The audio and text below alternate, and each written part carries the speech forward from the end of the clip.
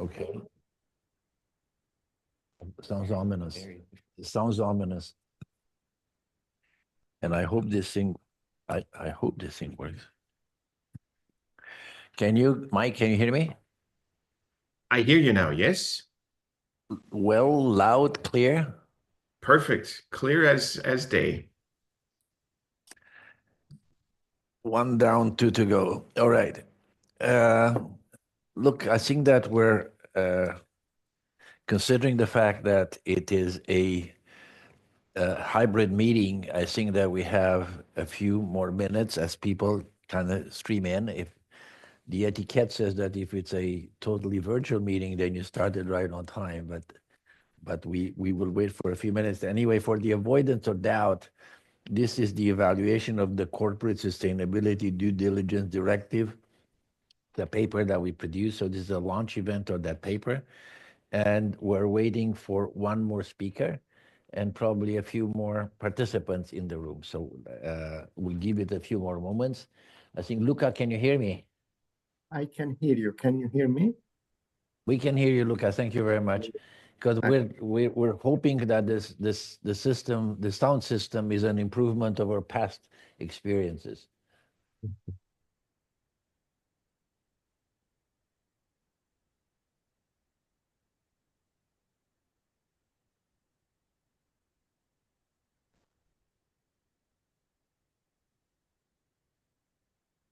Oh, it's not.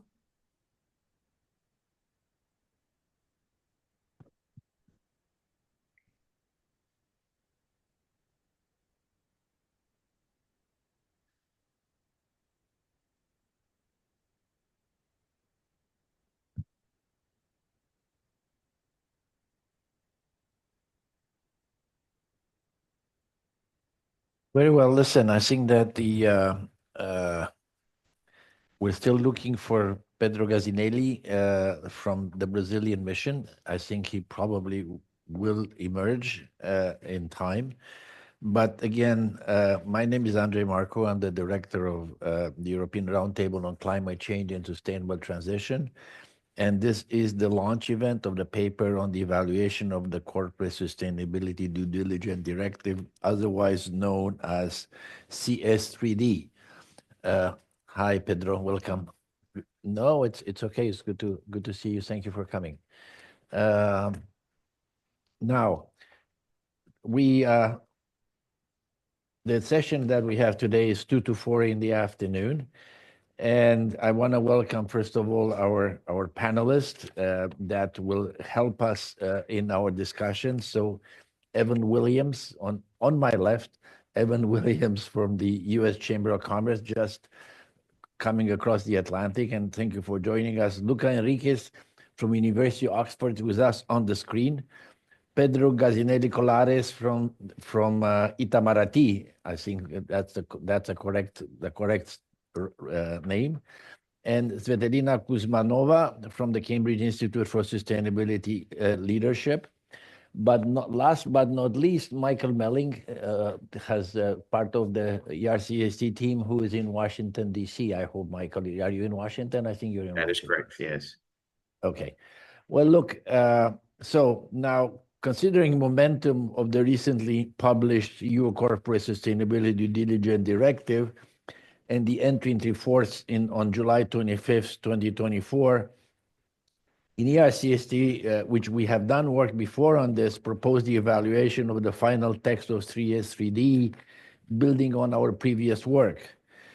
This analysis considers not only earlier elements from the legislative process, namely the two previous negative opinions of the European Commission Regulatory Scrutiny Board and the Commission staff working document, as well as the Commission initial proposal.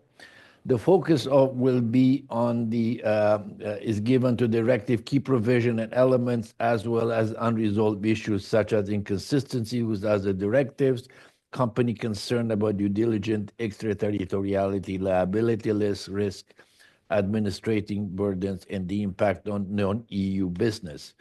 So this is what we're covering in this report. I have to thank, first of all, Ana Ruiz for the work that she's done on this. I think it's been a tremendous amount of research that she's done, as always, and very good quality. So the way we will do this, we will start with a presentation that Anna and Michael and myself will go through. Then we'll invite our panelists to comment. And I hope that it will be critical, but I hope it will be not horribly critical. So I hope that you find some value in this conversation. But I have listed our speakers, and I think they represent, at least in our view, and we pride ourselves in ERCST as these being relatively balanced. They're never totally balanced, and nobody is totally innocent, nobody is totally neutral. But as best as we can, we try to give everybody a voice and have a serious conversation. I'm pleased to see that people have come, and there are also quite a few on the virtual participation. So what I'd like to do is I'd like to start, Anna, if you want to start the presentation, and then we move on. So Anna, you have the floor first. Yes. Do you hear me? Well, yeah, I guess so. So as Andre already mentioned, the context of the second report there, ERCST is issuing, bring us back to this first work that we did specifically on the extraterritorial effect of the CSRD. And with this analysis, we will look at the final text that is already published and entered into force in July, and we vis-a-vis the Commission's proposal. But we look deeply and in depth into these two previous negative opinions issued by the European Commission Regulatory Scrutiny Board, and also the Commission staff working group document that addressed these concerns. So for the sake of a bit of the context, I know this is well known in the room, but for us to have, again, the idea of the process, the legislative process of the CSRD. So the European Commission initiated a preparatory phase for this legislative initiative focused on sustainable corporate governance in the summer of 2020.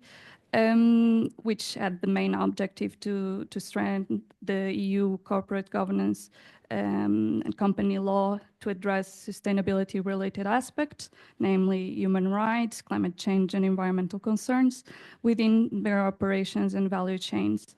Then it followed a public consultation, October 2020, and then following the public consultation, the European Parliament adopted two resolutions, one in December 2020, a non-legislative resolution on the topic on sustainable corporate governance, and in March 2021, a recommendation for a legislative action on corporate due diligence and accountability. This was reinforced on the Council conclusions, December 2020. Then the European Commission legislative proposal was unveiled in February 2022, which had a short delay. It was intended to be issued in the end of 2021. And prior to this, the publication of the proposal, the European Commission's Regulatory Scrutiny Board issued two negative opinions on the preliminary and the revised impact assessment. And then that's why the proposal was published with the revised impact assessment that had been subject to a second negative opinion, but also a staff working document with additional explanations and evidence. Then the trialogues started 1 year after, and the provisional agreement was reached in December 2023, but failed the approval by the COREPER in February 2024 due to some last-minute member state oppositions.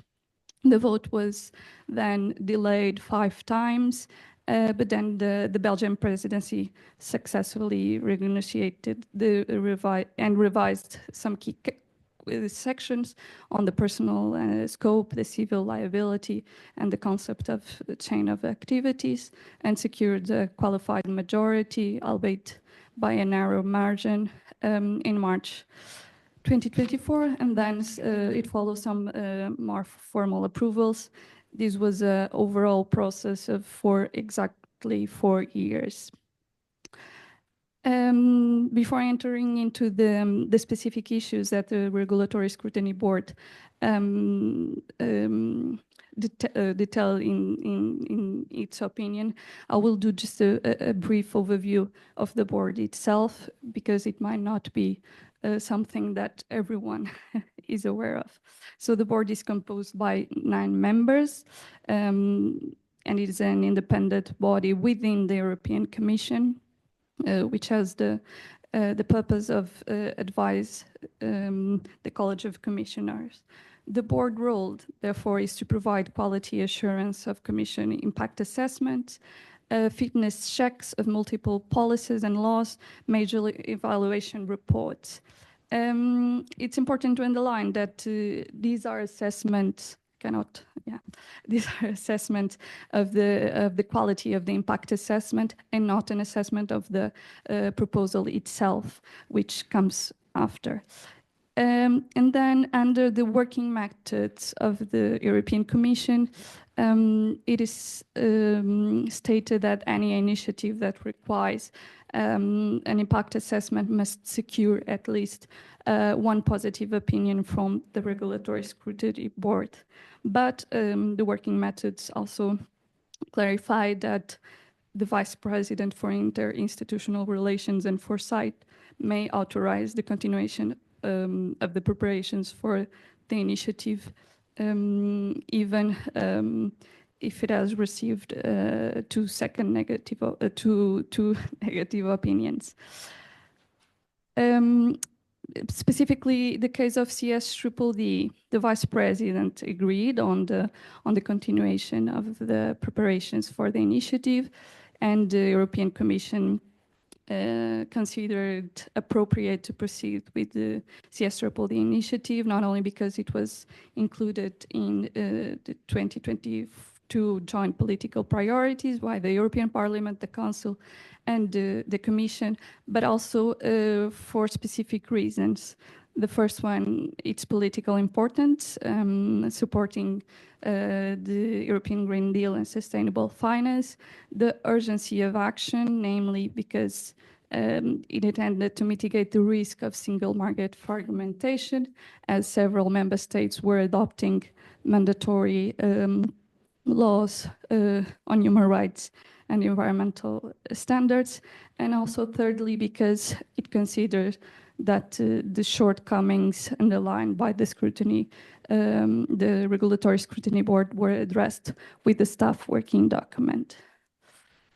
Now. Okay, I'll take over from here, and I'll go through the Regulatory Board negative opinions, but not in great detail. I'll go with relatively great speed because most of it is known and you've seen it before. Also, what I want to say is that the PowerPoint will be available is much more detailed. Actually, we have kind of cut it in half last night, but it's all there and quite detailed. So, one of the issues that was mentioned in the Regulatory Board's decision was the opinion was the vague problem definition, the fact that the impact assessment report lacks specific evidence on the scale and evolution of environmental and sustainability issues linked to the insufficient use of corporate sustainability management practice by EU companies. So that's one issue, the vague problem definition. The second one is the limited analysis of policy options. And in here we have a number of things. One of them is directors' duties versus due diligence. And in this case, the lack of clarity of why regulating directors' duty was necessary in addition to due diligence. The enforcement of liability dismissed due diligence without civil liability, without proving ineffectiveness, and did not compare all enforcement options. Next, please. Then for medium-sized companies, there was a justification that was needed for including medium-sized companies in high-impact sectors and clarifying phasing process and safeguards to prevent large companies from imposing undue compliance burdens on small and medium enterprises. And D is coherent with other initiative. Personal scope should have been better aligned with CSRD and consider the relevance of international environmental convention in due diligence obligations. And next, please. Then mandatory science-based targets. In this case, a number of issues, but lack clarification and substantiation for the need of mandatory science-based climate targets. It needed to explain why climate targets were tied to company size, not emissions. And then public authorities' role, there was needed to clarify how authorities will monitor compliance and coordinate enforcement, especially with non-EU companies. Then we talk about imbalanced impact assessment. The view was that it lacked a balanced and neutral view on impacts related to competition, innovation, agility, and litigation risk. This is particularly important in our view if you are the emphasis that this new commission is putting on competitiveness of the European industry. So this is something that we need to look at. The need to assess risk in developing countries such as sustainability leakage, and the lack of evaluation how these measures affect EU companies on the global playing field and competitive. So these are not minor things, at least in our mind. And then insufficient proportionality assessment, that it found that the impact assessment did not sufficiently demonstrate the proportionality of preferred options. And finally, last but not least, inadequate stakeholder views. I think this is last that we put here, but we think that it's not last. I think it's quite an important point because the feeling was that it did not effectively integrate stakeholder views, particularly criticism from small and medium enterprises. So these are some of the things that the regulatory board found in its two opinions. I didn't go through this in detail because these are, generally speaking, known items, but I thought it was important to put them in the context of our conversation here. Anna, you want to take it from here? Then, after the negative opinions, the proposal of the European Commission already included some improvements. But now we'll look at the final text, also considering the proposal. So the main and the key articles, specifically subject matter, personal scope, and material scope. The CSRD mandates human rights and environmental due diligence across the company's operations, subsidiaries, and business partners within their chain of activities. This was something changed. It was the term established business relationships in the proposal was replaced by these business partners and chain of activities. This chain of activities encompasses companies' business partners, direct and indirect, upstream activities, including design, sourcing, manufacturing, transport, and supply, and downstream activities limited to distribution, transport, and storage performed on behalf of the company.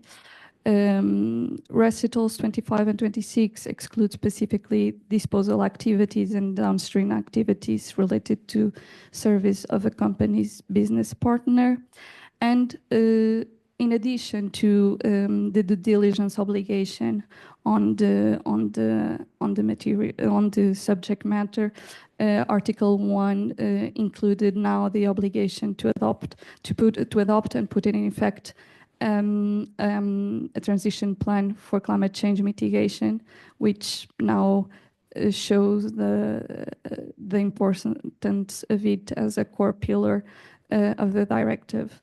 The thresholds for large companies increased significantly vis-à-vis the European Commission proposal. SMEs remain excluded to prevent excessive burdens. Mid-caps in impact sectors were also removed. And in the final text is also acknowledge the spillover effects that small and medium enterprises engage in supply chains of largest company and may still be indirectly impacted. And then the risk-based approach was emphasized, therefore aligning with international human rights due diligence standards. Well, then we come to my favorite topic, that Article 22 and combating climate change. First, I mean, I'm not telling you anything terribly new, is that the provision requires companies to adopt and put into effect a transition plan for climate change mitigation, aiming to ensure best efforts. The interesting thing, it is a 1.5 degree. I did many things in life. One of them is I did negotiate a Paris Agreement or part of it. And I know that it was as close at 1.5 is 2 degrees, as close at 1.5. So that to me is first quite an ambitious approach. But there are two, there are the formulation, the legal obligation, and the Article 22 of CSRD is explicitly twofold, one of them to adopt and the other one to put into effect. The adopt part is very much, if you want CSRD, but the other one is very much the duty to implement, the explicitly phrased through the best effort. So it's quite clearly the way that is phrased, and this is expected, is through best effort. The second part that is important is the compatibility with limiting global warming to 1.5. When we negotiated the Paris Agreement, it was a global net zero. It was quite clear it was the global net zero, and that's what everybody signed on, including the EU. So ending up with now, I personally don't want to be net zero because I don't know how to do it. But if everybody needs to be net zero, I think that it is possible that you can have that requirement, but it certainly was not the intent of the Paris Agreement that individuals or companies or subnationals would be net zero. So asking companies to be net zero, I'm not quite sure how you formulate that, and that is not negative. It's simply a very honest opinion. I don't know how to do that. And it is based on sectoral decarbonization pathways. I respect sectoral decarbonization pathways, but sectoral decarbonization pathways are quite broad, and there are not many companies that would not cross into more than one sector. So I think that is going to be challenging, but again, the challenge is one thing.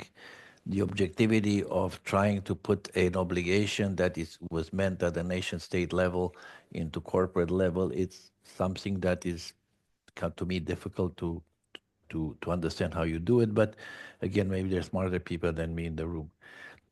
I will pass it on to Michael. Michael, can you hear me? I hear you. Are we at civil liability? Perfect. All right. So one of the last issue areas where we'll compare the final version of the directive with what had been proposed initially and how it evolved in the legislative process was another contested issue, and that's the issue of civil liability, which is contained now in Article 29 of the directive. And it evolved also significantly, as many other elements did, to now state that the directive seeks to ensure right to full compensation, yet not overcompensation, but full compensation. And it specifies that civil liability occurs if two conditions are met, which are either negligently or intentionally failing to meet the obligations specified in Article 10 and 11 of the directive, referring to sort of the individual obligations, etc., in the annex.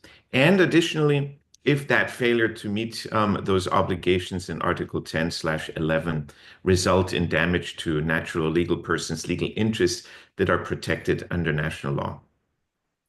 There was an addition as a result of the legislative process, which is very much owed to the input and pressure of the councils or the member states, to restrict this liability by saying that a company cannot be held, so a covered company in scope of CS3D cannot be held liable if the damage was caused only by its business partners in its chain of activities, which in principle, would seem to, of course, narrow or restrict liability for issues that are beyond the control of these companies. And it marks an evolution from the proposal the Commission had made and the much more aggressive language that the Parliament had suggested on this part, which would have, in fact, broadened, so omitted any kind of limitation of liability. Now let's go to the final set of slides, which contain our sort of overarching takeaways and recommendations. In terms of takeaways, I think from Anna's description of the legislative process, it's pretty clear that this was a contentious and problematic file overall, the CS3D. The RSB, the Regulatory Scrutiny Board, had a number of criticisms related to things that Andre described, vague problem definitions, the lack of sort of balanced stakeholder engagement, issues about the justification and rationale of the directive, including its proportionality. And what's interesting to observe in the legislative process also was that initially more supportive member states began sort of becoming skeptical and withdrawing their support, which spilled over to additional member states. France, for instance, eventually during the legislative process also became more concerned about the directive after Germany had been sort of an initial holdout. What's also interesting to see is the timeline of this whole legislative process, which took quite a while initially, but then towards the end really accelerated as the previous institutional cycle. So the mandate of the European Parliament was coming to an end before, of course, the elections, which, although, one can never sort of prove causality, but it does suggest or does imply a little bit that there may have been some corners cut, especially in terms of the stakeholder engagement and the deliberation on contentious issues towards the end, just to make sure that the Belgian presidency and that the Parliament prior to elections could finish this file and put the directive in the books. And in particular, there's this concern about to what extent stakeholders were really reflected as something the RSB had already raised, and also the fact that over this process of multiple years, the world has changed quite significantly. So geopolitical tensions have emerged that weren't there at the beginning or have exacerbated, have worsened. Elections have occurred. And of course, the global economy has also evolved quite significantly. Andre already just described the concerns related to using a temperature threshold that is listed in an international treaty as sort of an aspirational objective and turning that into something that is supposed to be now operationalized at the corporate level with the transition plans for climate change mitigation. And of course, generally, there are lingering questions about the practical application, the metrics used, and how the burden should be distributed across sectors and regions in operationalizing this Article 22 provision. Let's go to the second takeaway slide. And here, the economic implications. So the Commission in its staff working document implied that the costs... I can't help you with that. That the costs had been reduced by changes in the proposal. But the costs that it estimates are still quite significant. They may have gone down from the initial $1 billion plus compliance cost, yet there's still almost $1 billion in annual cost for companies to comply with this directive, and not insignificant costs also for Commission and member states to operationalize that. And looking at the operationalization of some other related files, like, say, the Corporate Sustainability Reporting Directive, suggests that indeed the costs may have been underestimated from that what we're seeing in practical implementation. There, of course, still remain the concerns that ERCST highlighted in the first report last year related to differences across jurisdictions which raise risk of arbitrage, and also, of course, the extraterritoriality and how that can result in pushback and legal concerns in the implementation of the directive.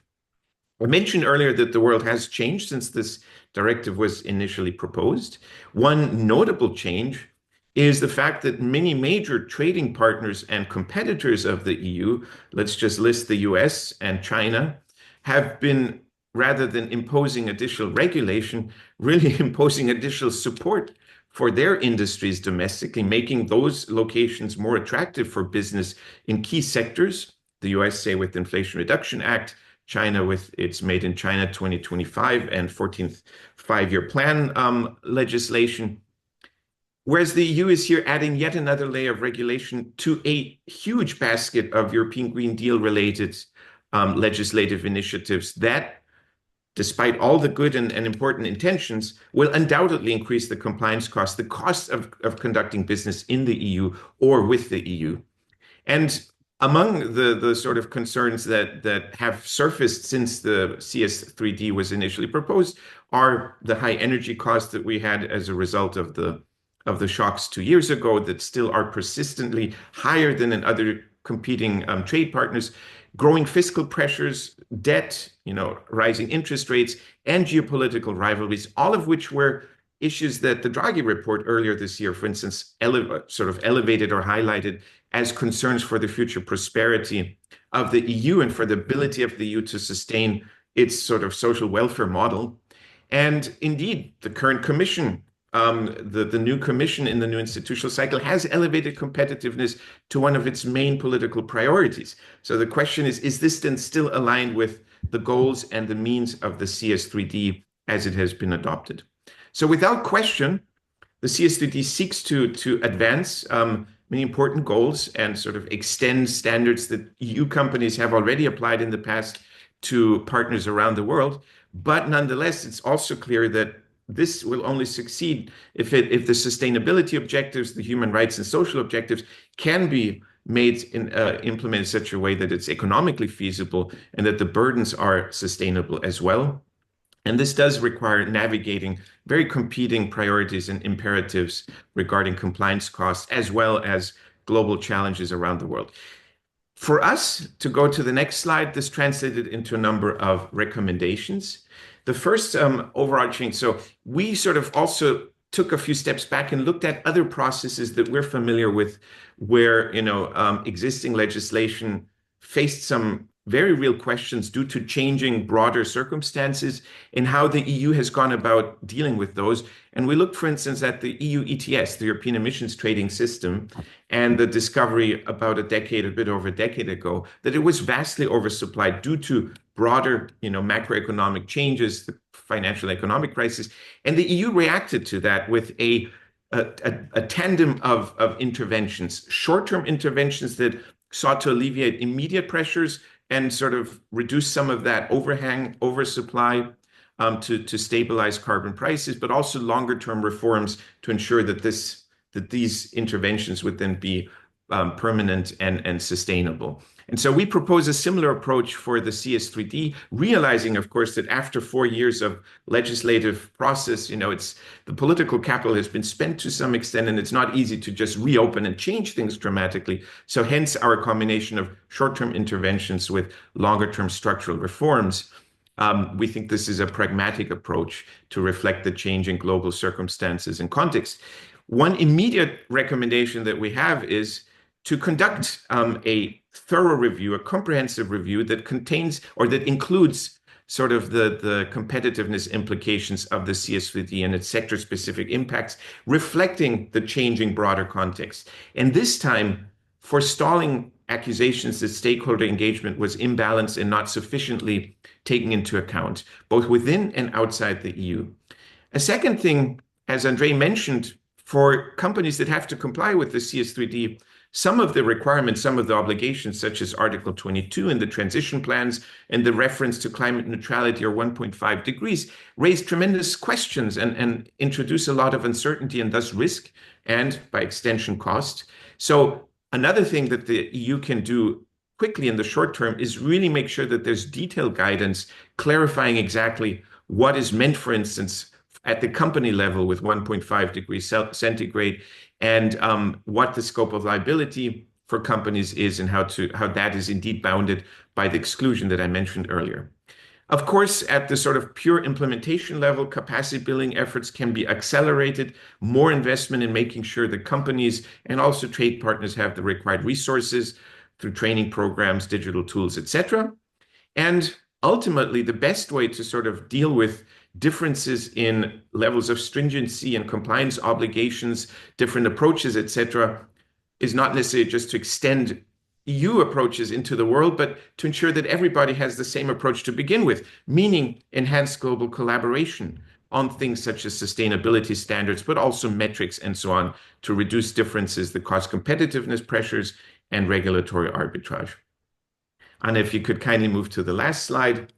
In the longer term, as this file, as all other legislation in the EU, becomes eventually revisited and at some point also reopened to reflect changing circumstances, there are a number of opportunities to improve its implementation. One, of course, is that now we, as I mentioned earlier, we see this sort of proliferation of different compliance obligations across different regimes or regulatory files that accrue this growing compliance burden and cost for European companies.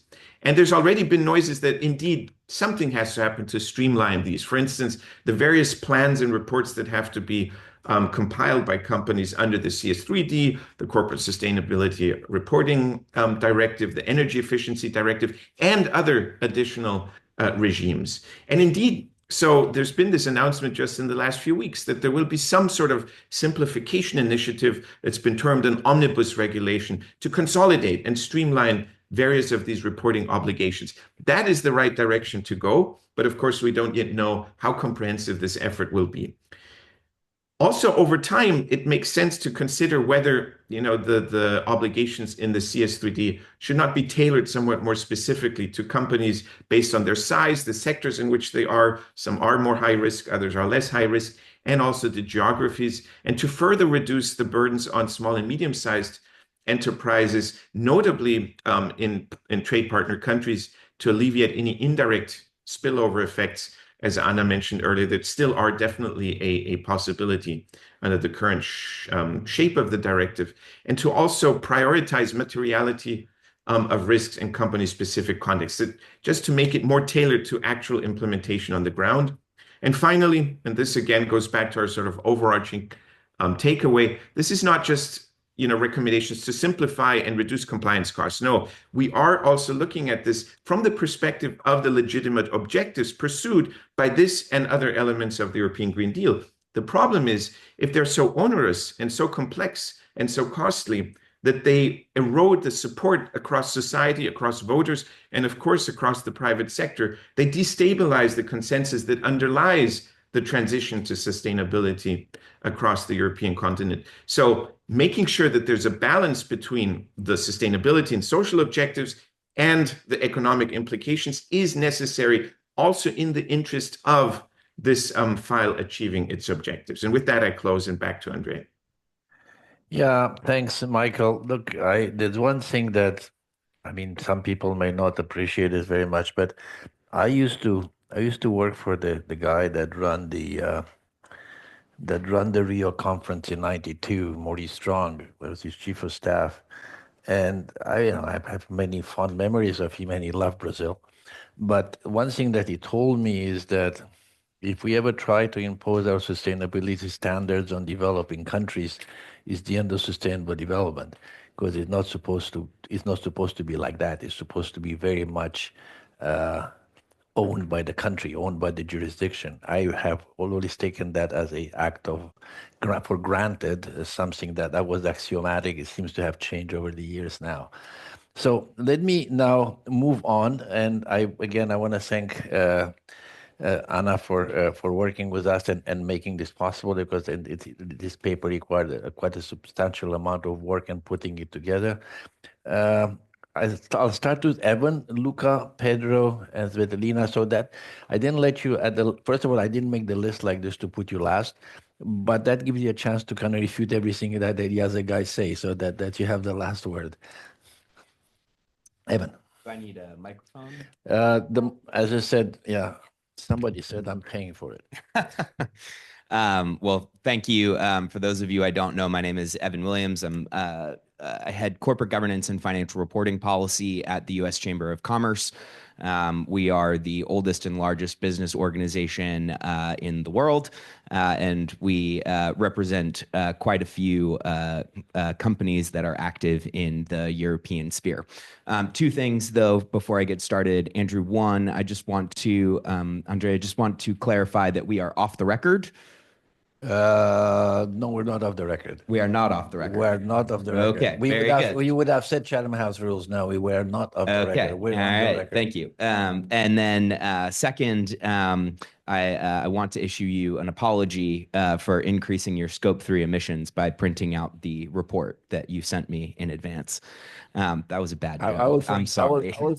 I'll forgive you for that, and the paper industry will forgive you for that. Well, so first I want to say thank you.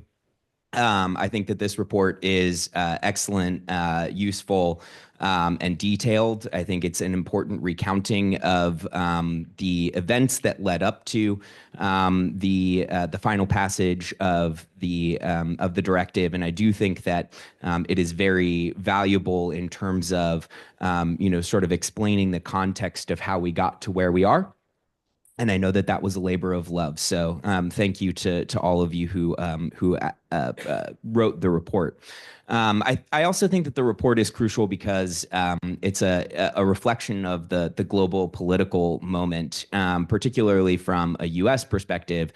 The U.S. lawmakers are aware of the extraterritorial reach of this particular file, but also of CSRD and of other kinds of legislation that are working their way through the European process. And I think we need to take a step back and evaluate, sort of the relationship between the U.S. and the EU. We are the largest trade partnership in the world, and it's a critical strategic piece of economic and security consideration. And it's important that those tensions sort of reduce, right?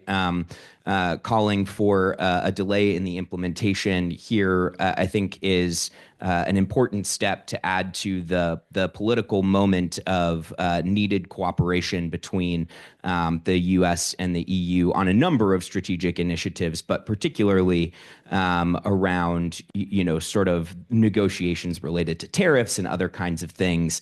I think that pausing here and taking an evaluative action will help to take some of the tension out of the room in those negotiations.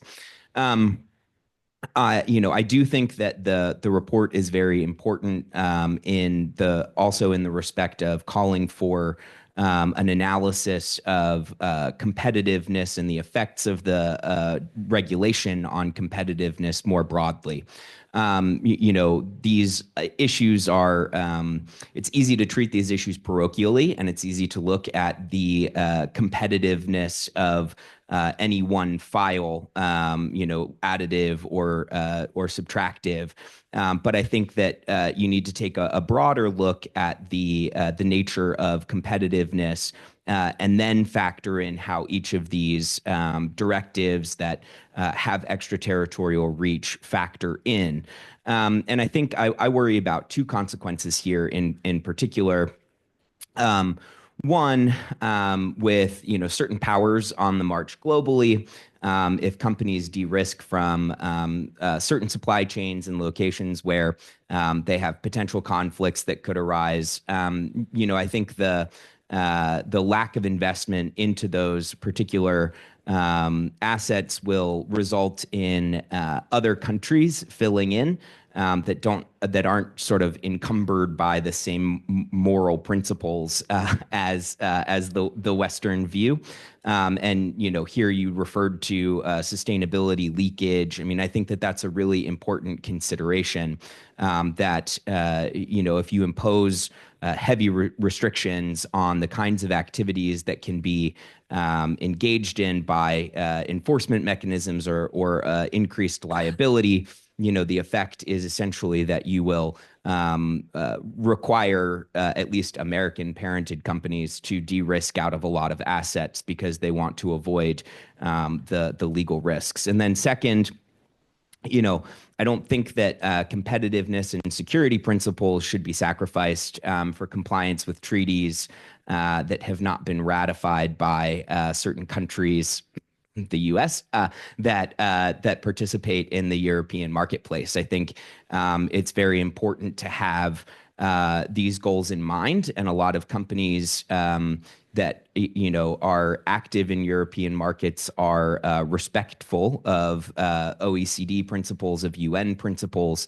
but there is a difference between being a good global corporate citizen and being required with heavy enforcement mechanisms, the threat of heavy enforcement to pursue particular actions. And so this is what I mean when I say that you should look at the overall consequences of the extraterritorial application and of the challenges that present afterward. Right, competitiveness is not just in relation to CSRD or CSDDD or any of those things. It's also in relation to statements like the Qatari excellency yesterday that said that LNG imports will be very difficult, as a result of CSDDD. That you have to sort of decide which principle is more important, right? Is moving LNG resources into the European sphere more important, or is policing behaviors that may not necessarily be within a company's control more important? And those are strategic decisions that will need to be decided at the European level. Certainly not fitting for me to weigh in one way or the other about what kinds of decisions should be made there. But I do think that those are the kinds of considerations that need to be better implicated in conversations moving forward. I also want to impress that I appreciated the treatment of litigation and increased liability in the paper. The U.S. system for litigation is not one to be emulated. Effectively, you incentivize plaintiffs to bring claims, and while the revision of the final text seeks to limit some of the repercussions of the liability, seeks to limit the scope of the liability.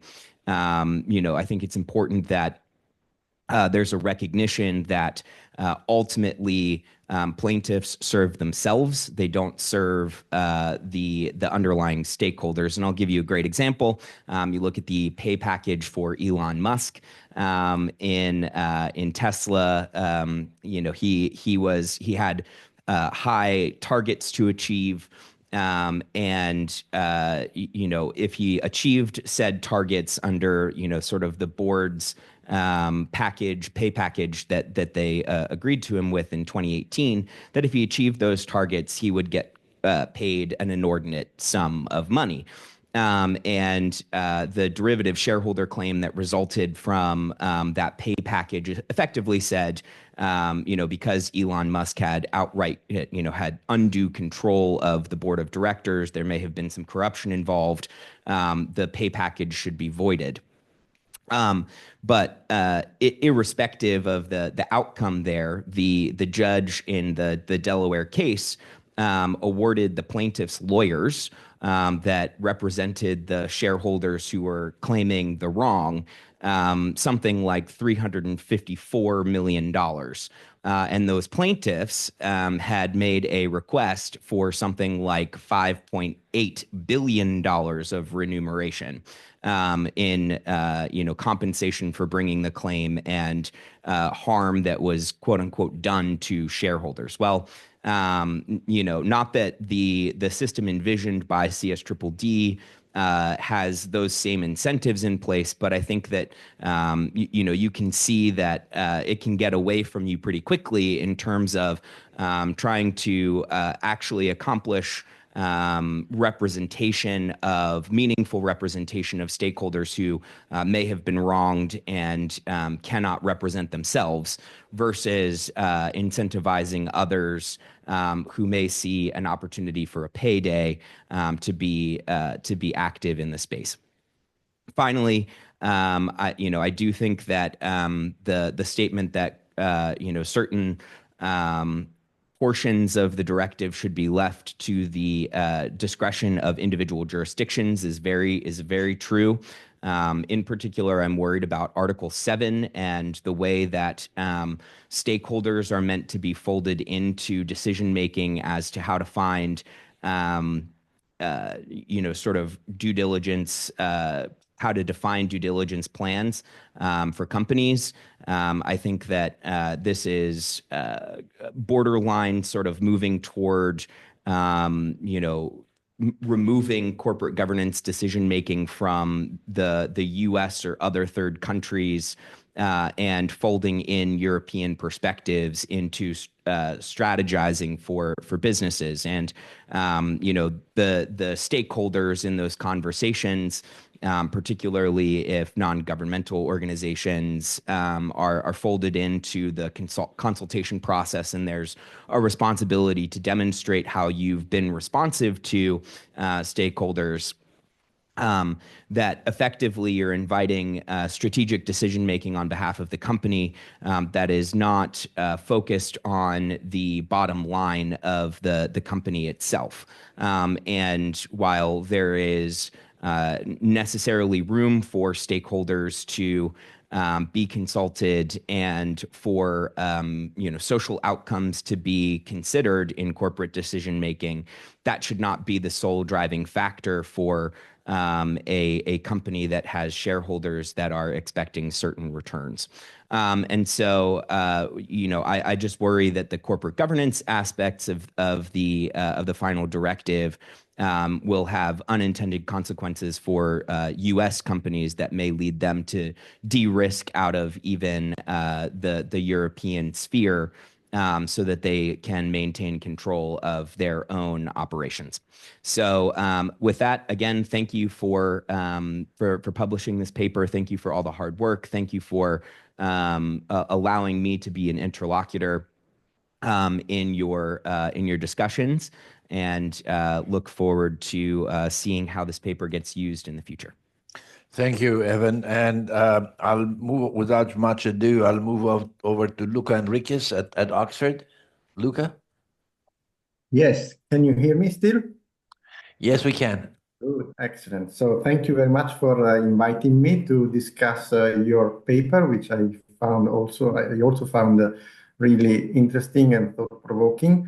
Actually, I will draw for my discussion on the preliminary draft of a paper that I am co-authoring with Matteo Gatti of Rutgers Law School, who was at a previous event of your organization, and Roy Shapira from Reichman University.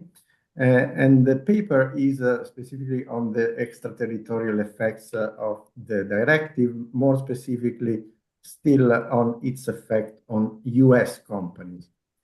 In fact, as it has already been noticed, the directive has a significant extraterritorial effect.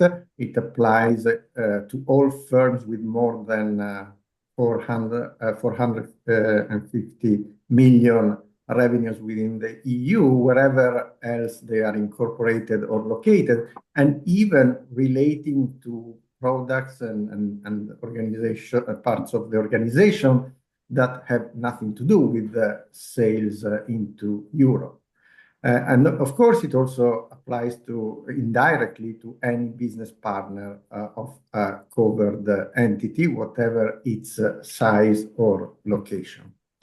And so that means that all large US corporations, from big tech companies, think, for example, of Amazon, to car manufacturers, think of Tesla, and so on, are directly within the scope of the directive.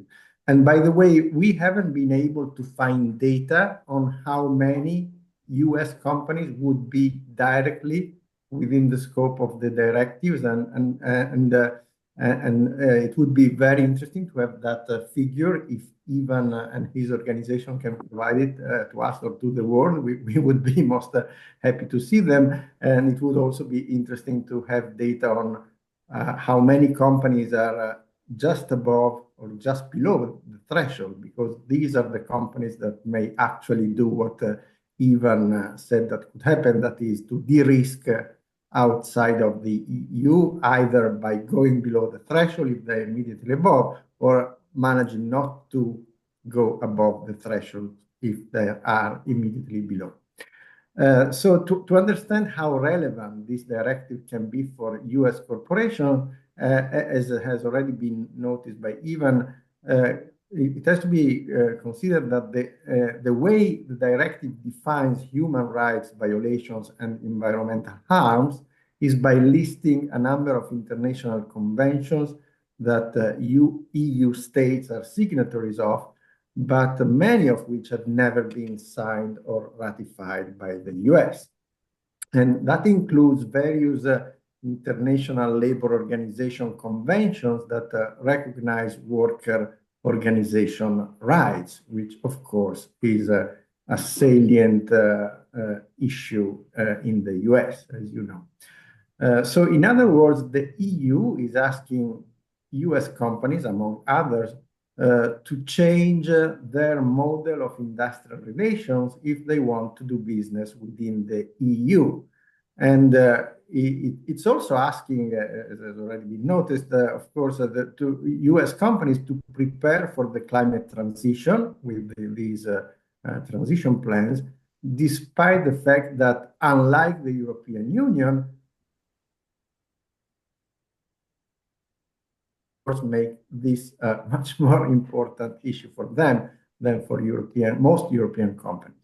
And also there is the fact that public opinion in the US, unlike in Europe, is really divided on the issue of climate change, however, inexplicably, as far as I can tell, but that's something that clearly makes this obligation even less palatable.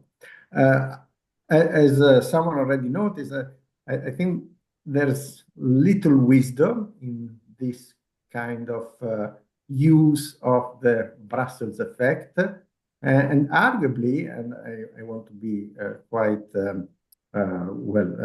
I will be quite open here, but there's some degree of imperialism in this attitude of imposing one's own values all over the world, basically. And it also has to be considered that the directive's effects are even more extraterritorial than other pieces of EU legislation that have become the poster child of the Brussels effect, such as the GDPR, because the directive, as I hinted at, imposes organizational arrangement not just for the operations related to sales in Europe, but also for any operation of the relevant company.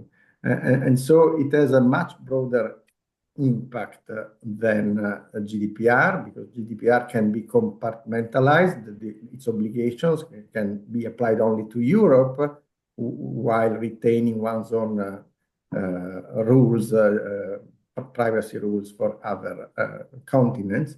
But here that will not be possible.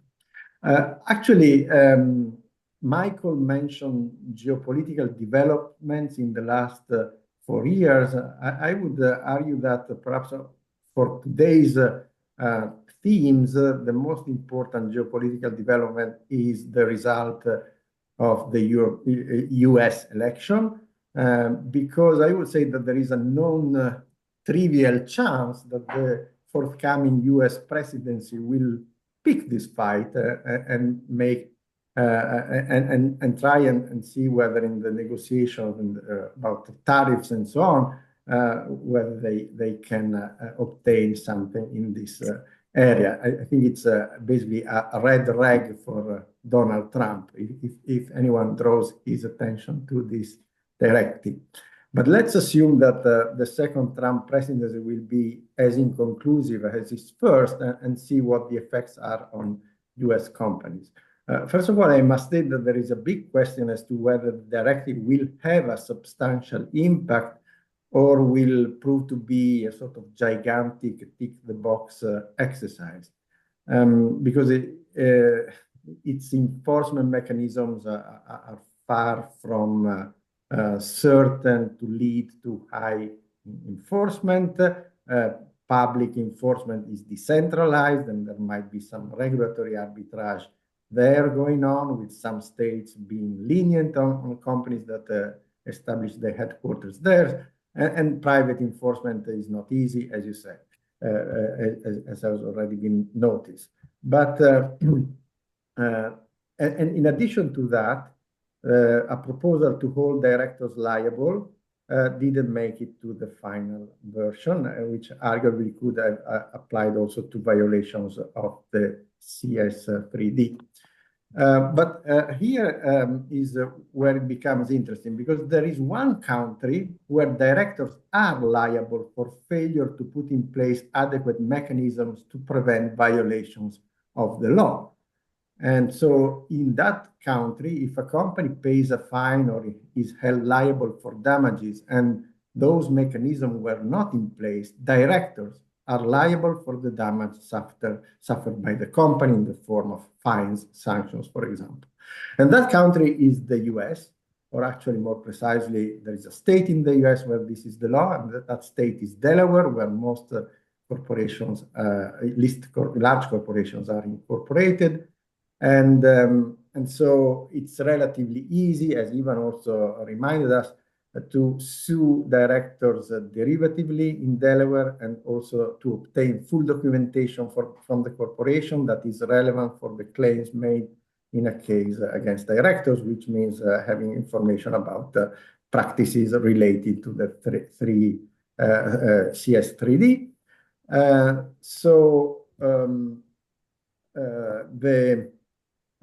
This is known as the Kermar Doctrine. I see that I have to perhaps to close here, but the Kermar Doctrine means that directors of US companies, unlike directors of European companies, may be on the hook, may have to respond, and therefore it may lead to those companies taking these duties more seriously than European companies, which would be quite an ironic outcome. Thank you. Thank you very much, Luca. Apologies. I'm sure we'll come back, but I just want to make sure there's enough time for the audience to also interact. Pedro, I have to confess, first of all, the microphone, but I have to confess that I spent a lot of time in Baku, your colleague Victor Vaz, and we became quite good friends in long nights. So please go ahead. Thank you, Andre, and then as well for the invitation to be here today. Let me start by congratulating the roundtable on this important report, and for the opportunity as well to engage with the discussions here. Let me begin by saying that we in Brazil see CSRD not as an isolated measure, but in the broader context of a very significant shift in EU trade policy from 2019 onwards, which became a lot more defensive, and more specifically in a shift also as well in the worldview underpinning the EU's position on trade and sustainability matters, which in our view at least was also contaminated by an assumption a lot of the times that trade is counterproductive to sustainability and to environmental measures, climate change fight, and related policies. And the reason we see these measures as all being part of this broader context, and the problem we have with these views, is that it then leads a lot of the discussions on sustainability policies in the EU being very heavily influenced by competitiveness matters, by concerns about trade impacts, costs, and how these measures position EU companies vis-a-vis other companies in other parts of the world. So in Brazil, at least, CSRD is always viewed in the light of also CBAM, the EUDR, deforestation policy, mirror clauses, all this new range of policies, all very defensive, all predicated on the assumption that you need to impose new requirements and new barriers to access market as a way of very explicitly influencing policy decisions in other parts of the world. Why this is problematic? Well, for one, it chips away at the consensus that Andre mentioned that we've been establishing since Rio 92, Rio 92, Rio Plus 20, the Paris Agreement, all predicated on a voluntary approach, on an approach that is underpinned by common but differentiated responsibilities, and that recognizes that we all have the same challenges, we have the same goals, but we will get there each according to our own means in accordance with our own priorities. And the EU has very clearly departed from that to, for whatever reasons, it may be frustration on the pace of multilateral discussions, but to move away from that to unilateral policies that then explicitly tries not only to create regulations for its own market, but to also export those same regulations to other parts of the world, which then changes the nature of the Brussels effect, which has always been a very passive thing.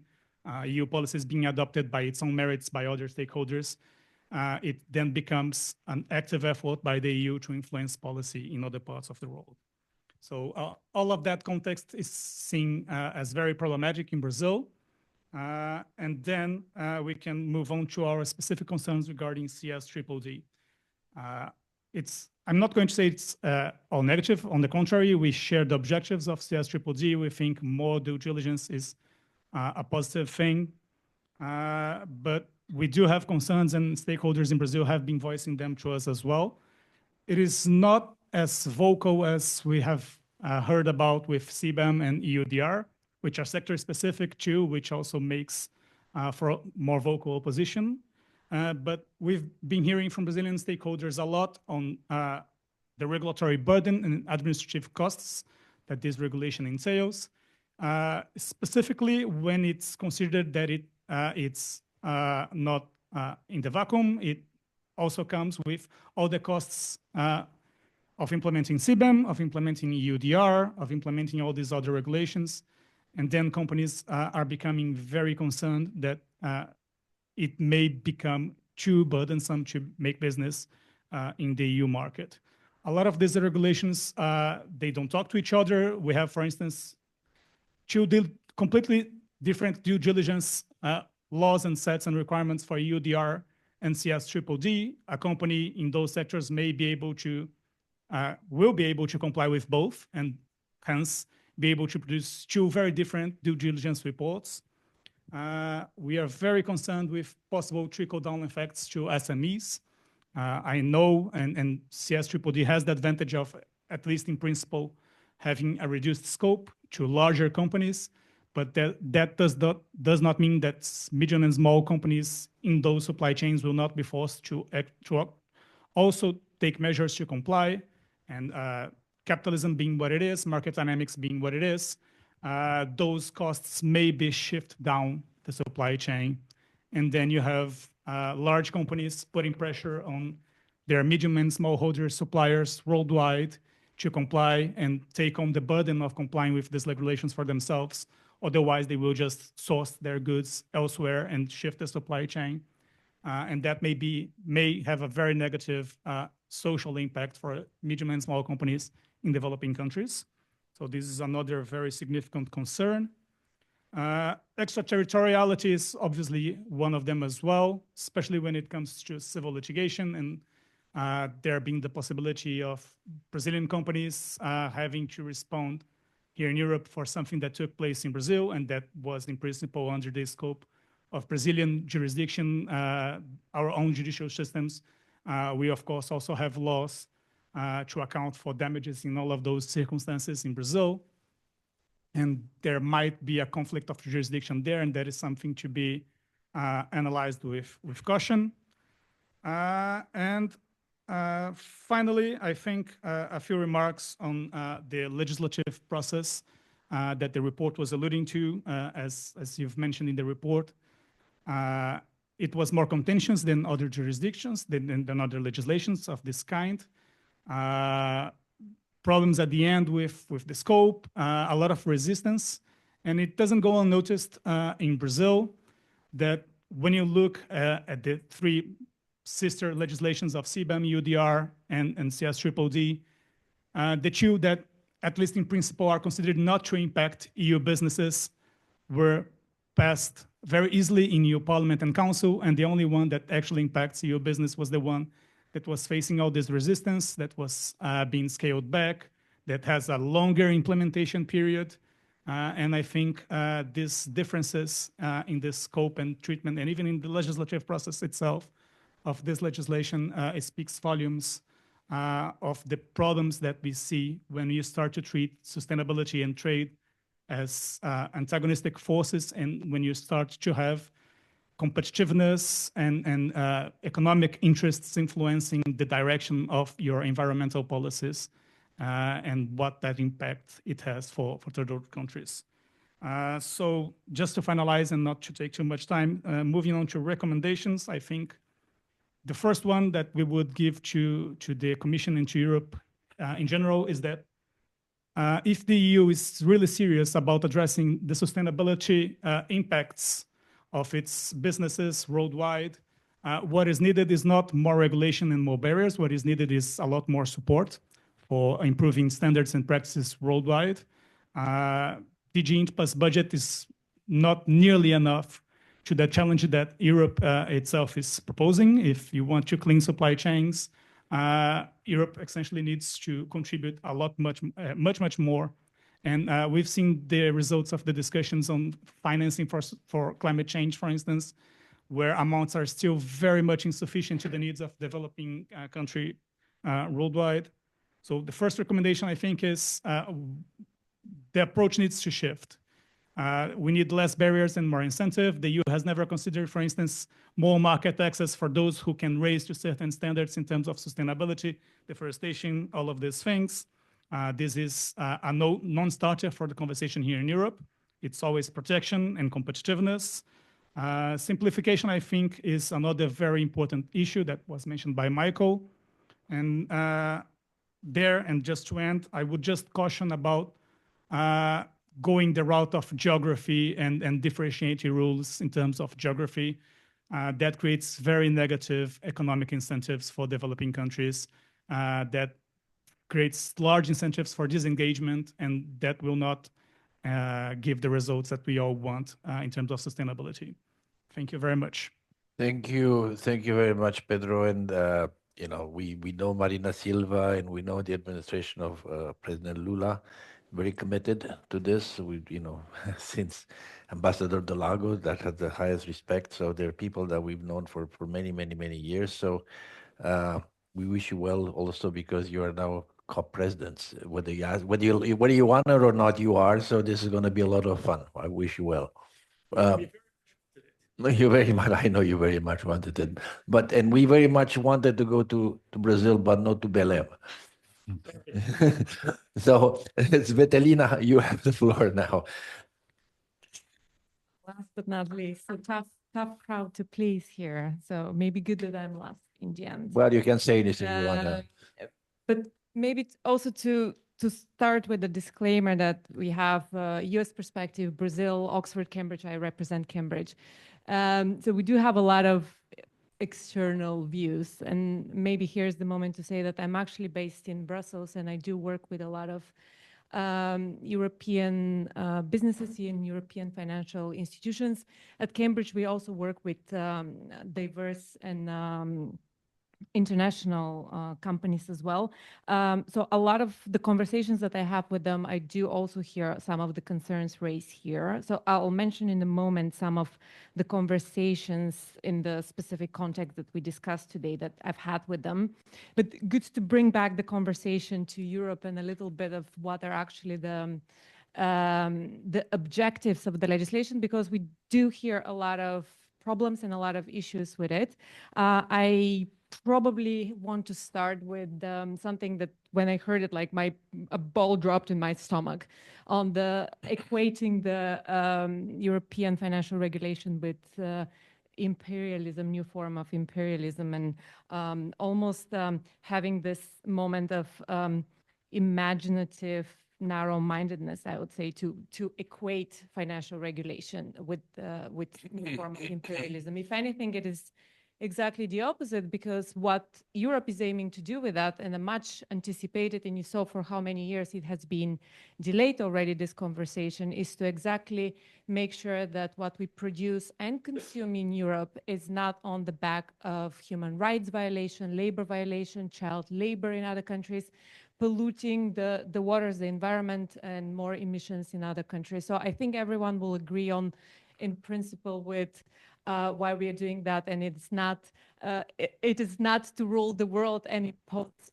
regulation on the rest of the world, but is to make sure what we buy and consume here in Europe is not on the back of the people and the environment in other parts of the world. And here with the disclaimer that we do have a lot of those conversations on the extraterritoriality of European financial regulation, but Europe did not invent the extraterritoriality. And we are only looking at this specific legislation, but a lot of financial regulation in the US has a lot of extraterritorial effects in Europe and other parts of the world. So, I mean, this is a much broader conversation of what is happening what in different parts of the world and who imposes what on whom. I do agree, however, and I really like this part of your report as well, and what was also mentioned from other parts of the world is that capacity and support is needed, and that's not only in terms of the extraterritorial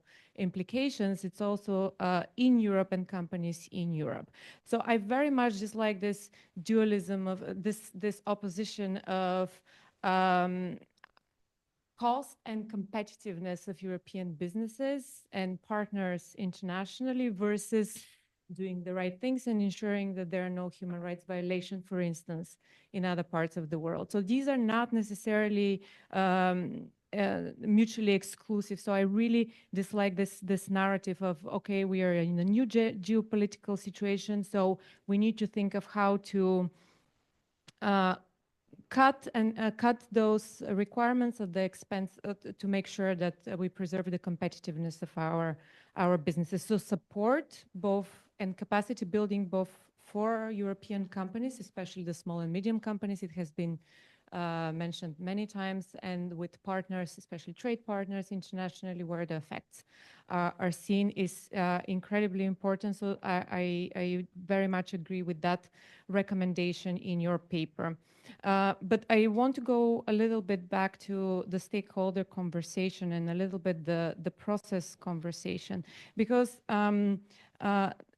in the discussion here, it sounds a little bit that people have not been consulted and stakeholders have not been consulted, and inadequate stakeholder views is something that I have jotted down here from the conversation.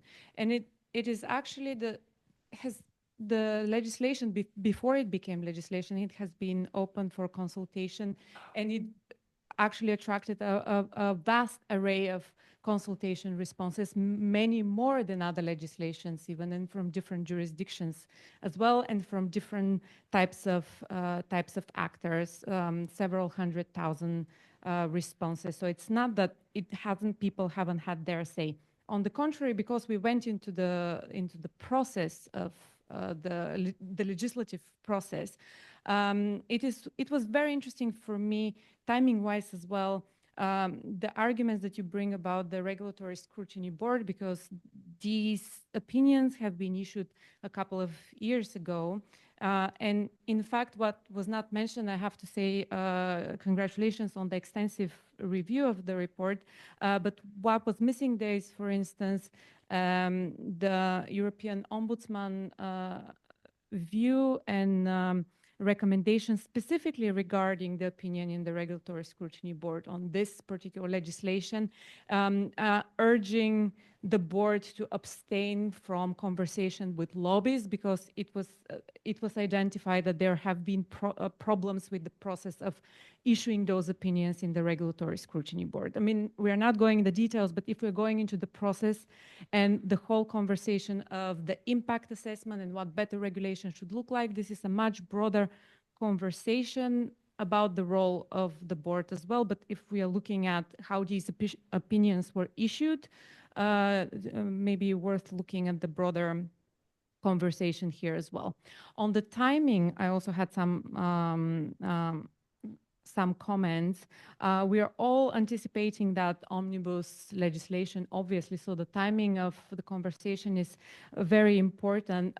What could be problematic for me is the call for a review of the legislation, and I'll tell you why. First of all, again, many concessions have been made and many delays have been encountered with this legislation. It has been in the making way before 2020. In fact, for those who remember and have worked on it for many years, this was actually originally anticipated as two different pieces of legislation, and it was the compromise, and with many delays and many concessions. I think it was Anna who mentioned already the concessions that were made on the upstream value chain for the financial sector, the scope, the size of the companies. Many conversations have happened throughout the years. So it was very difficult to get here. At the same time, the timing is of essence because this is not going to be transposed in many member states for the next 2 years additionally, and then to enter into effect. So we're looking at years down the line for this to enter into effect. At the same time, again, to bring back the conversation to the point of the legislation is to make sure that what we buy and consume in Europe is not at the expense of people and the environment in other parts of the world. And with that, I thought it was interesting to also bring some impressions that I have from conversations with businesses. So here in Brussels, for instance, we work closely with the corporate leaders group, some more progressive corporate voices. So for me, especially in the context of the omnibus, harmonizing the legislation has been very interesting to hear. And I keep asking people, okay, tell me what does not work in CSRD, what doesn't work in CSRD.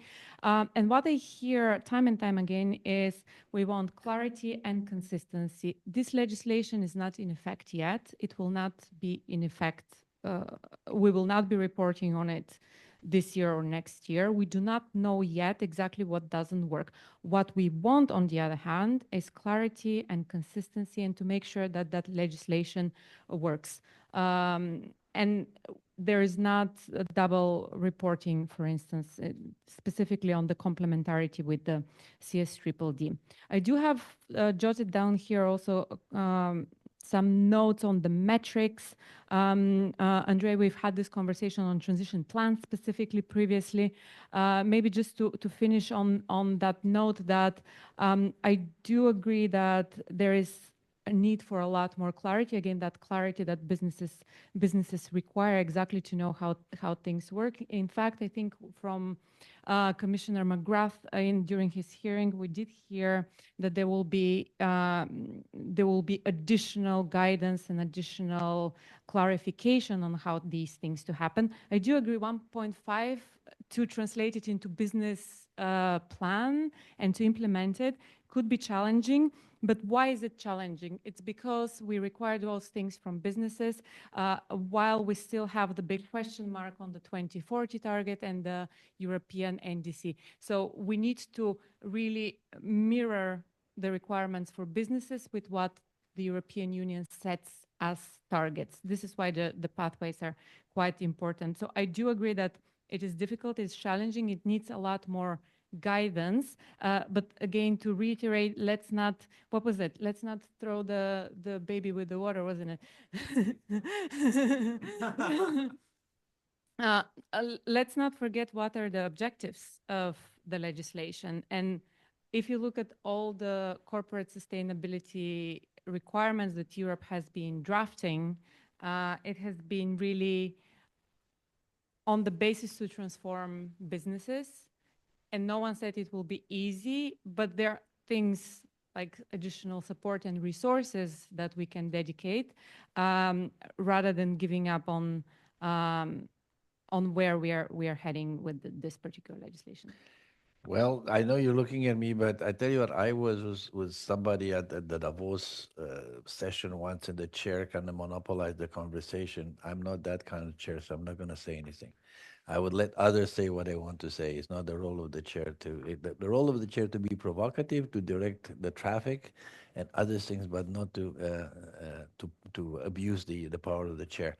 I'm asking the other panelists, was there anything that you want to react from what you heard from the other panelists? Is there anything, or if not, I'm happy to open it to open the floor, including to the people on the on the virtual participation. So if you will raise your little hand, electronic hand, then we'll give you the floor right away. But I can start with people in the room if there are people in the room. Very passionate intervention from everybody. Now everybody's looking at their shoes. Sorry, go ahead, please.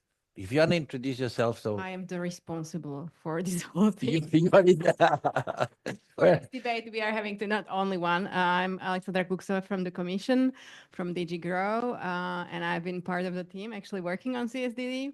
So I know all the background about the process and all this.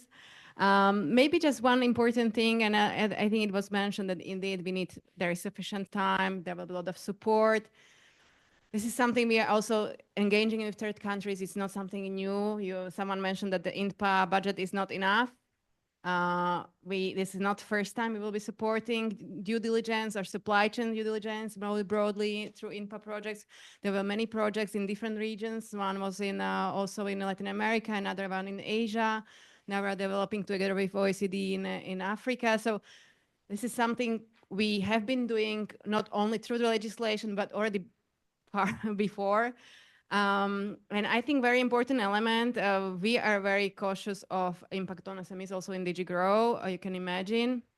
But I think when you look at how the CSDD is drafted, we try to put a lot of provisions in it to limit the impact on SMEs. We are also having some dedicated support for SMEs in mind. So even though they are not in the scope, we still want to keep them in the support measures. And indeed, I think it's very important to say that first of all, we are asking large companies to support them either financially or in capacity building, in the trainings. We ask large companies not to ask information from SME business partner if there is no need. So if, also do the risk-based due diligence in an appropriate manner. So I think we should not forget about this either, because I think it's an important element and it was very important for us to have it in the legislation itself. And I think similarly in the CSRD, in the reporting directive, the voluntary standards for SMEs have this objective to limit the burden on SMEs. So they don't have the duplication of requests from large companies about certain information. You use one standard for the reporting, and this is much more simplified. And similar in the CSDD, there will be this model contractual clauses. So all these things have been taught indeed to reduce the burden to the maximum. And of course, there is also on the ground support to business partners in third countries. So I think this is what I wanted to say. Well, very eloquent. The gentleman here, if you want to introduce yourself, if you don't mind.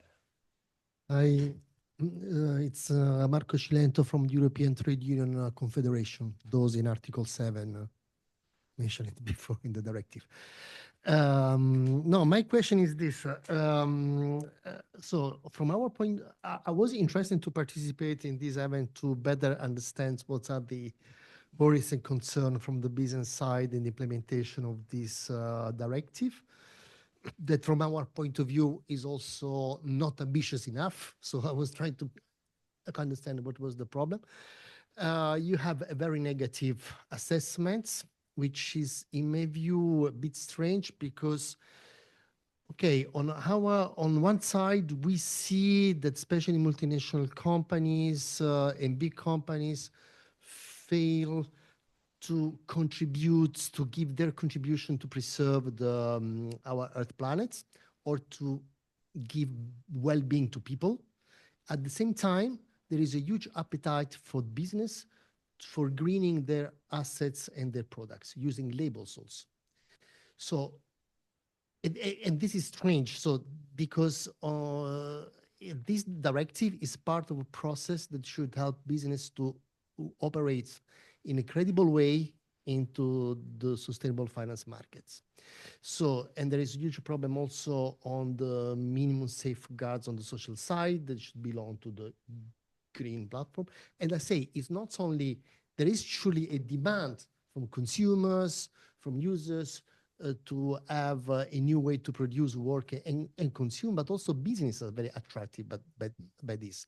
So the question is, there is in your report something that you would preserve in this directive? What you find good in this piece of legislation that you would maintain in order to see if there is also a way to open dialogue with other stakeholders to improve it?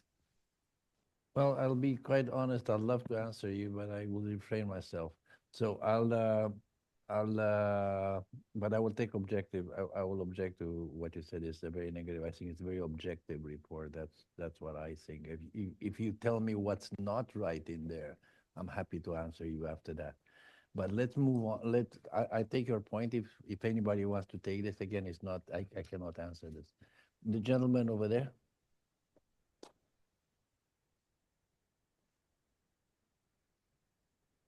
Good afternoon, everyone. Thanks for organizing the event. And a question for Alexandra, because in the draft, we were supposed to be panelists, so maybe building up a bit. Can you tell Sure. So I'm Luca from Insurance Europe, is the Federation of European Insurers. So obviously my question is about financial institutions. Members are trying to assess the implications, especially about the exemptions of the downstream value chain. And so there are positions, but it covers both due diligence, it covers also transition plans. So if you can clarify. And also, apparently the Commission already started the review and the financial institutions are not maybe involved in this review. So if you can share a little bit. Thanks. Alexandra, looks like Volle's knowledge you've been adopted in the panel, whether you like it or not. Did you want to come, Evan, did you want to come in? I mean, the question. Well, what I want to do is kind of go a little bit around before we start answering. Otherwise, I mean, the risk is it becomes a bilateral with the Commission, which always does, invariably. So no, but we're happy that you're here. And listen, at least we're being honest, the roundtable, like the gentleman thinks we're negative. I think we're trying to be very, very even-handed and try all views at the table. Yeah, so I do, just to address your question of what's good in the directive, I mean, I do think that the overall goals of what it is that you're trying to accomplish are very important, and trying to ensure that the European marketplace, as you know, has integrity in how it operates is a shared goal with the United States. I think we have a vested interest and make lots of efforts to try to mitigate negative consequences, right, with our trade partners. The difference is perhaps in the treatment of those kinds of, in the approach. In particular, in conversations, so you'll forgive me for resorting us back to reporting requirements, but in our discussions about the sort of climate disclosure requirements in the United States, we were an essential interlocutor in those discussions. There was a recognition that the goals in the United States of setting a net zero transition plan was aspirational, and relies on other contingencies coming online in accomplishing that goal. So, companies that have come under investor scrutiny in the United States to set net zero transition plans have done so in response to those investor demands, but have done so in such a way that acknowledges that other technologies and other kinds of innovations in the marketplace need to occur at the same time. And so when I contrast that with the approach of CSRD, where you have a step-by-step responsibility as a company to demonstrate your progress against a net zero goal, I see the two as being in stark contrast to one another. And while we agree with the overall goal of carbon emission reduction, the mechanism by which you can achieve that, I think, is unwieldy, is difficult to actually put into practice in a lot of circumstances, because it relies on future innovations in the marketplace, and it relies on the proliferation of those technologies in the marketplace in a way that's hard to predict. One of the things that we were considering in those discussions is, so one of the facets of setting a net zero goal, right, is to try to predict what kinds of technologies will come online in the future. And is to almost try to anticipate the world events that will unfold in the ensuing years for which you are, setting targets and goals.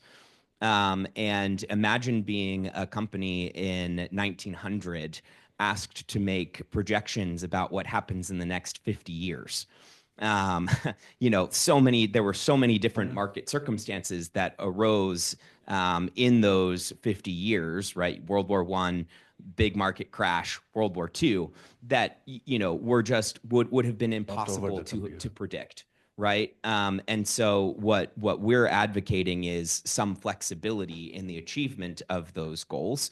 And if you put into place a stringent sort of regulatory mechanism with heavy enforcement burdens, very scary fiscal burdens placed if you miss a target or a goal, and or you have had some major event that causes the member state that's designated to be your enforcement sort of partner on these issues. You're looking at pecuniary penalties that are hugely impactful for a company participating in the European marketplace. And so it just encourage flexibility in conversation. And I think that if you can better incorporate flexibility into the regulation, then some of the concerns issued at this table would be assuaged. Let me go back to Mike Melling. Mike? Yeah, thank you.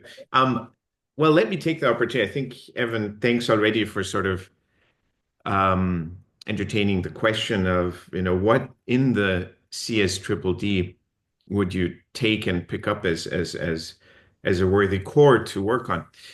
Let me take maybe a different tack. I'm now in the US. Evan, you're you're in Brussels. But obviously, as you well know, the conversation here in Washington and the Beltway, but across the country, is what are the tremendous changes that will come at the US and in the relations of the US with its trade partners around the world once the administration takes office on January 20th. And I think, we have, of course, the precedent of 2017 and the subsequent years of the first administration of Donald Trump to know that it's going to be a steamroller, and it will fundamentally change the international economic order. And there will be a lot of fallout and a lot of collateral damage on other initiatives that, for better or for worse, become sort of absorbed in the high level of sort of international economic disputes and conflicts that will follow. And to the question of, why did we say that maybe it's too ambitious, etc. I mean, this is a comment one hears often. If one works on climate, as soon as one's not spearheading the most ambitious interpretation or the most ambitious targets, etc., one is quickly accused of being an apologist for slowdown, for inertia, etc., etc. I would counter that the one thing that's worse than not being ambitious enough is not being ambitious at all, because one completely loses support for an initiative. And I think that we are at such an inflection point, and I'm not trying to be Cassandra-ish or painting the devil on the wall, but we have seen a rise in, as was being previously described by Pedro, a dramatic increase in unilateral measures intervening in trade, a retrenchment through protectionist and nationally focused sort of measures, not just in Europe, in other jurisdictions too. And this is sort of something that, unfortunately, as history has taught us, tends to initiate a downward spiral of tit for tat. And so whether it is the CBAM, whether it's the CSRD and other measures that have an environmental background, whether it's tariffs that are purely trade defense measures or trade remedies, whether it's punitive and excess tariffs such as those that we expect from the Trump administration have already been announced against Canada, against Mexico, against China, this threatens to spiral downwards and take a lot of other things with it, unfortunately. And so in such a fragmented world, I think, of course, there will be stakeholders that applaud that. I think there will be some industries that see this as a benefit. There will also be labor unions that see this as a benefit to have a more fragmented world in which trade and trade is one of the victims. But we all know that at a level of sort of overall welfare and also at a level of trying to advance sustainability around the world, this kind of breakdown of cooperation is not necessarily the solution. And so my caution here would be to those that think that we're sort of saying, well, that you should not try to extraterritorially extend its standards, its level of environmental stringency, its social standards, etc. There is a real risk if measures like this are brought to the attention, for instance, of President Trump in the next 4 years, and becomes something that he suddenly sinks his fangs in and says, we have to, tackle this, that you start to see a real house of cards fall and collapse into itself, in which, as one measure starts being challenged, the next one is suddenly challenged. The CBAM becomes vulnerable. The CSRD becomes vulnerable. And any other sort of series of measures that have laudable goals that we need to try and advance around the world, ideally through cooperation, but in the kind of geopolitical environment in which we are, may all be really, really vulnerable. So again, that's why I say it's not necessarily that we're saying it's too ambitious, but there is a risk, I think, of moving to a point where the ambition becomes something that others see as a target and something to destabilize and take down. Michael, you referred to Cassandra. Cassandra used to have bad news, but nobody will ever listen to her, but it happened to come true. So, I hope you're not Cassandra. I'm looking around the room, and the gentleman over there, sorry, I'm not going to throw you the microphone. I'm going to pass it on. If you just want to just identify yourself. Yes, good afternoon, everyone. My name is Jonathan Kutuli, and I'm Senior Government Affairs Manager at Heidelberg Materials, global manufacturers in heavy building materials. So my question is to ERCST regarding the Omnibus Simplification Package, which was mentioned many times. We very much believe that this goes towards the direction of the new commissioner, and that I highlighted many times. There is a need for simplifying the rules and reducing the red tape. What can we realistically expect from this initiative, which is expected, yes, I'm now looking at the Commission as well, which is expected in end of February, considering the very short time frame, and how this will relate with the announced revision of other initiatives which were mentioned, like CBAM. Thank you very much. Alexandra, you know what they say in America, make sure what you're asking for because you may get it. So you open the door, now they're all walking through it. Anyway, let me go around if there's any more, because I'm looking also I'm conscious of the time. I'm seeing people the people on the screen are very quiet. I'm looking around the room and I don't, the lady here, please. Hi everyone. Sophie Flores from Deloitte. Can I From? Sophie Flores from Deloitte. Can Deloitte. I complete the question? By all means. Just mentioning, would it make you more happy if there could be a better alignment with this famous Omnibus Regulation Directive or whatever initiative will come up next year? An alignment regarding the thresholds, how it applies to non-EU entities regarding the CSRD and other pieces of legislations, also the timetable, and the last one, definitions like the value chain. Very well. I think that we've talked. I mean, we've taken the question. Tell you what, well, Alexandra, I think that I always like to say the commission always has the last word. So what I'll do is I'll come to you at the end. So give you the. Oh, you need to leave in 5 minutes. Okay. Well, if you need to work, then we'll give you the floor. Go ahead, please. I will start with the end. So omnibus. If you know anyone in Brussels who knows, please send them to us. Honestly, we are trying to find out all the different services. It's not clear at this stage. There were different mappings going on inside of the house, but we don't know exactly what will be part of this. From our grow perspective, indeed, we were looking at certain definitions. We were looking at certain timelines and all this kind of what you mentioned. But I mean, this is just from my team who is working on corporate sustainability and responsibility inside of the house. So we have some ideas where we could maybe for the business on the implementation. Also, before the guidelines come into operation and before we were thinking also doing some kind of communication activities, how to build synergies around these different legislation so the companies actually understand how chain of activities, value chain, supply chain are interlinked, what it means, risk assessment for under different legislation. So this is what we are working on, at least in my team. And on the financial services, well, Commission proposal was covering financial services for all. You see the result of the trilogue.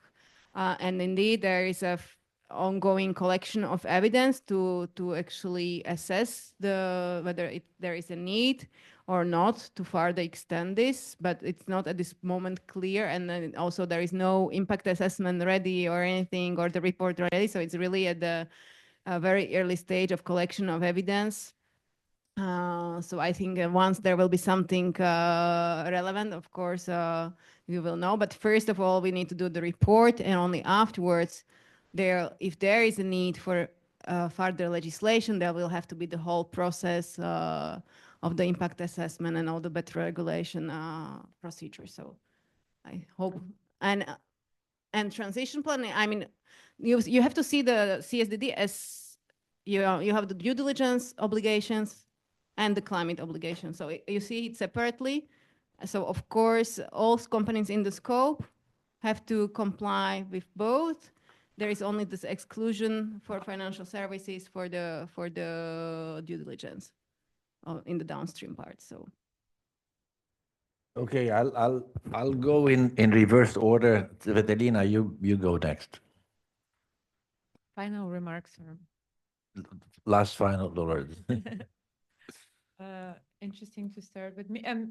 I think it's just important to think what are the objectives and why we are doing this transition plans. I'm sure no one on the table will argue against due diligence as well. So I think it's important to start thinking of how to do it best with the least effort and pain for businesses in Europe and abroad. Pedro. I think, first of all, thank you once again for this event, for the important discussions. I think final words would be, once again, to call upon the Commission to rethink its approach to climate and sustainability, to pursue a more multilateral approach, a more cooperative approach, engaging with third country partners, engaging with stakeholders. Elsewhere, we all share the same objectives, but there are very different means to achieving those objectives depending on the circumstances of each country, what priorities are there, what policies are there, what capabilities are there. And I hope the Commission will implement this legislation and all the others with an even-handedness and fairness, and that they will take into consideration the challenges a lot of developing countries face when having to implement these legislations. Thank you. Thank you. Luca, you still with us and you're not against us? I'm there, yes. So, well, it was a great discussion. I think Michael and Ivan responded very well to the question of what is to improve in the directive. I subscribe to the idea that unilateralism in this field can be dangerous for the very goals of the legislation, in that it may make them more difficult to attain globally rather than easier. And one area which I haven't heard as being covered in terms of a review is the scope in terms of what qualifies as environmental harm and human rights abuse, because again, the list of international conventions, etc., is extremely broad, and it really has the risk of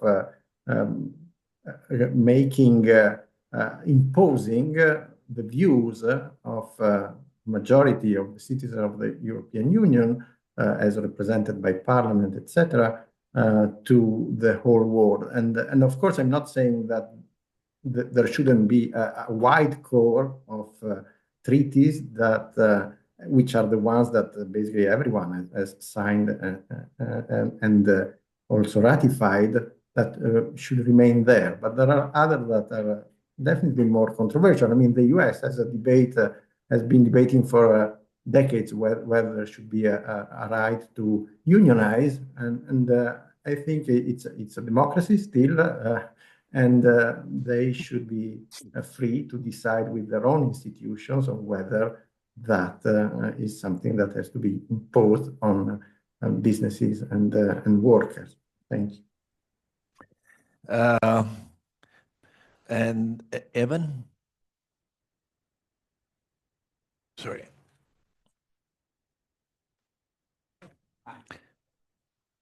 I appreciate that. I think my closing remark is that in light of the discussions and the fears about the impulsive nature of the potential impulsive nature of the incoming president of the United States, that there is a great opportunity in the omnibus legislation to anticipate retaliatory action and take proactive steps to try to reduce the chances that there will be need for retaliatory action from the United States. In particular, the 1974 Trade Act gives the President of the United States the authority to impose sanctions against countries that have laws that are determined to be inappropriate or unwieldy. And not that I think that that's a lever that will be pulled in this particular circumstance, but it is a lever nonetheless, and one to be wary of as broader discussions of sort of the trade relationship between the U.S. and the EU continue. And I do think that there's a valuable opportunity in the omnibus to try to rein in the scope of some of these activities so as to avoid the scrutiny of the incoming administration. I will tell you that lawmakers in our House of Representatives and in the United States Senate are already aware of this issue, have already written to the administration about this issue, and I anticipate will be writing again once the president has formally taken power. Well, look, let's not be that preoccupied with the incoming president. Is having a good time in Paris right now, probably. But first of all, I want to thank everybody for being here. And I have to declare a few things here, maybe because I'm particularly happy that you're here. You may be surprised. I'm a former union member myself, so I'm particularly happy that you're here. Actually, I was a union steward. But I do have to understand that I also go to COPs and I represent G77 countries. That's what I do. I sound very counterintuitive, but I do that. And I do that on a pro bono basis. So I don't get paid by anybody. I pay my own way. But we are multilateralists. This is what this institution, this organization is. We're very much a multilateralist. So Unilateralism is not something that's very close to my heart. It's just the way I'm built. Also, in a way, also you have to think of your members which you represent. And again, I apologize for addressing to you, is some of them may also benefit from foreign investment, may benefit from foreign investment in the EU, and some people may be somewhat reluctant. But in general, I will not speak to the other part. I'll speak mostly to climate change because that's what I know mostly know. And if you ask me about these long-term plans and strategic plans and all these plans, I'll chuck them all overboard tomorrow. And I'll tell you why. Because we do have an emission trading system in the EU, and I don't need all this regulation on top of it. I just find it redundant and over-regulatory. That's the way we are. That's the way this organization is. You may disagree, and I respect you for that, but this is how we are. The other thing is also, we also think that, I don't think these people are stupid. I think Brazil has its own laws. I mean, maybe imperfect. They may have their own incidents, but they have their own laws, and I think that they're good enough to take care of their own businesses. So this is the reason for why we look at this. We understand the need. Actually, we applaud and understand the need, that the fact that Europe has the right to buy what it wants to buy. There's no doubt about it. I understand that. I'm going to go and buy. I'm not going to buy something because I don't like the owner or whatever have you. That's the way it should be. But on the other hand, we did sign quite a few treaties, including the Paris Agreement. And the Paris Agreement is quite clear. It's based on NDCs. And the NDCs is not for me to tell the Brazilians how to do their own business. So these are a few things. So I will not go into the area of human rights and so on, because again, you can't question this, or if you question this, it's like questioning your first child, your firstborn. It sounds like a mother with an apple pie. So I'm not going to do this. I'm not going to fall in that trap. But obviously, we also know another thing. We also know one other thing that is something that you cannot argue with. 25 years ago, the GDP of Europe and the United States were the same per capita. 25 years later, it was 40% or 60% of that. There's something that we're doing that's not right. And I don't know whether it's this one or the other one or the other one. So yes, there is a problem. So whether this is something is the straw and the camel, I don't know what it is. But it's also something that we should continuously examine. I continuously examine what we do. And every morning I wonder myself, should I continue to do this, or I should go and actually make money somewhere? Because I'm not making money here, I can tell you that. So by sincerely speaking, maybe you don't believe me. I really happy that you all here and that you all argue, and I'm happy that you passionately defended this, and that Alexandra was here, because this is a round table. This is a round table, and this is why we invite everybody. And this is why I said at the beginning, it's really important for us that we're not an echo chamber. There are enough echo chambers in the city, and we don't need another one. So if you want to come back, you're welcome. If you want to come back, welcome. And we hope that I know that you have a very interesting event that is coming up, and we'll be very happy to come. And we're very pleased that you invited us. So with this, I'll stop, and I'll again thank particularly Anna for putting this together, and actually making and Fabrizio for actually making the microphones and the video work well, because they usually don't work very well. So this case it did, and we hope to see you guys again. Thank you very much all.